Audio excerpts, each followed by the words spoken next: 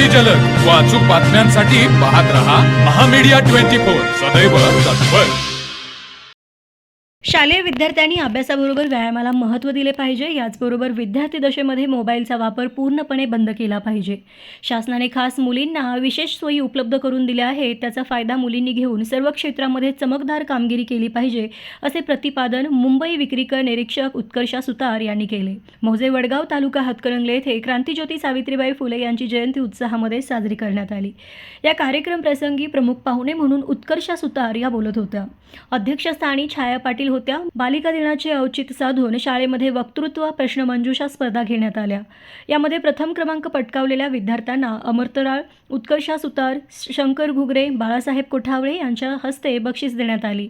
यावेळी महेश बन्ने, मुख्याध्यापक बाळासाहेब कोठावळे, अमरतराळ यांनी मनोगते व्यक्त केली। तर या कार्यक्रमात शाळा व्यवस्थापन समिती अध्यक्ष शंकर घुगरे, सदस्य तेजस्विनी भोसले, राजेश जाधव, रिजवाना नदाफ, वैशाली कुंभार, शबनम जमादार, सविता कांबळे, स्वाती देसाई, संदीप नलवडे, बाळासो गरड यांच्यासह पालक विद्यार्थी उपस्थित होते। तर मग चला सबस्क्राइब करायला विसरू नका महामीडिया 24 न्यूज चॅनलला। महामीडिया 24 सदैव तत्पर।